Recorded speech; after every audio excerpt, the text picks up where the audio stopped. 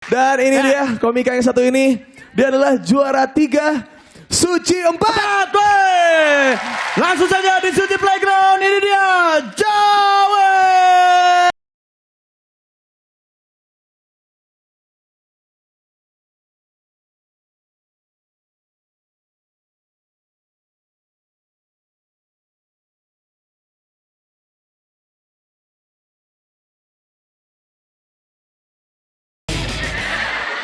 Yo, assalamualaikum.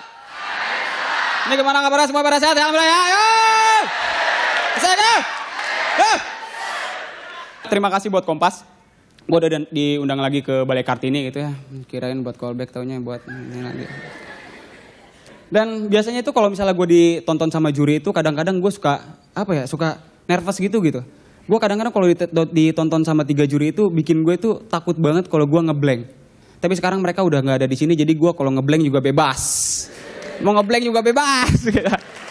Tapi Mbak yang baju hitam nih, cantik banget Mbak, beneran Mbak. Beneran Mbak, cantik banget. Mbak tahu nggak Mbak? Saya lagi ngeblank Mbak.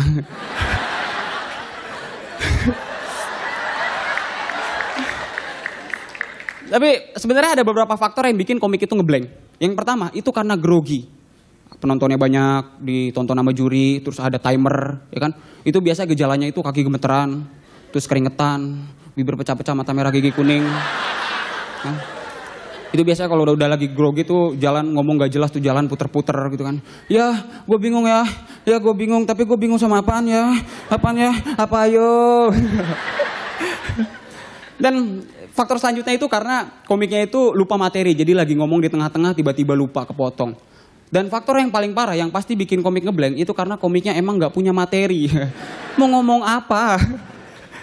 Tapi gue beneran ya, setelah gue close mic hari Jumat, terus hari Sabtunya gue pergi ke pesantren gue di daerah Banten. Terus gue datang ke sana, gue pikir adik-adik kelas gue gak ada yang kenal sama gue, gak ada yang tahu gue, tapi ternyata emang gak ada yang kenal ya.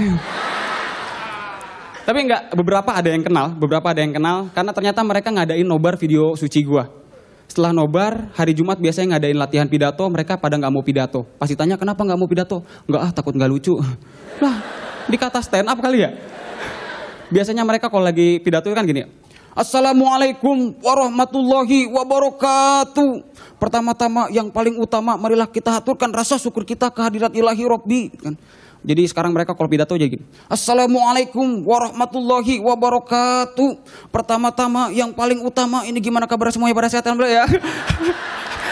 Jadi ngikutin. Tapi setelah itu gue datang, gue sempat ketemu sama Pak Kiai gue, Kiai Adrian. Terus gue ngobrol-ngobrol, di tengah obrolan beliau bilang, katanya Zawin, nanti kalau misalnya ada waktu kosong kamu ngisi ya di pesantren, ngisi stand up di acara malam seni santri. Terus gue bilang, enggak Ustadz, saya yang bakal kosongin waktu. Nanti saya datang ngisi acara nggak usah dibayar, gratis, saya ikhlas. Terus beliau bilang, oh bagus kalau gitu. Terus gue dikasih cincin sama Pak Kiai. Ini cincin buat kamu sebagai bentuk apresiasi pesantren. Ini cincinnya, serius, dikasih Pak Kiai. Terus gue balik ke kosan, gue tanya ke teman gue yang ngerti cincin, katanya ini harganya sekitar 400 ribuan. Ya udah nanti gue stand up gak usah lebih dari 5 menit ya. Sebenarnya pas lagi bulan puasa gitu, untuk banyak, kalau menurut gue sebagai anak kosan itu, gue anak kosan dan teman-teman gue anak kosan, bagi kami anak kosan, bulan puasa itu nggak beda jauh sama bulan-bulan biasa, sama aja. Ya soalnya bulan-bulan biasa juga kita udah biasa nahan lapar gitu. Tapi seenggaknya bulan puasa itu ada barokahnya buat anak-anak kosan. Biasanya anak kosan kalau lagi bulan puasa itu jam 5 teng udah pergi ke masjid. Ngapain? Dengerin ceramah? Bukan, nungguin takjil. Weh bro, ke masjid itu yuk, udah jam 5 nih, biasa takjil. Ah gak enak, enakan masjid sono, makannya pakai ayam. Wah enakan di sono, makannya pakai spaghetti. Hah di masjid, bukan Pizza Hut. Bayar itu mah. Gratis. Dan sebenarnya pas lagi bulan puasa, hal yang paling ditunggu-tunggu, hari yang paling ditunggu-tunggu itu adalah pada saat hari Lebaran. Bener gak sih hari Lebaran?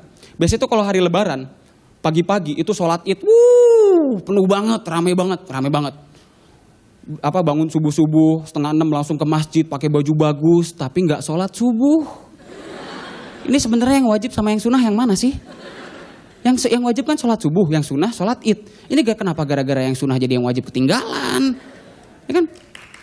Tepuk tangan sih. Ya kan? Ini gara-gara yang sunnah yang wajib jadi ketinggalan. Dan biasanya kalau lagi sholat id, itu kalau awal-awal, kalau misalnya kita datang dari 5:30, itu kita dapatnya di dalam.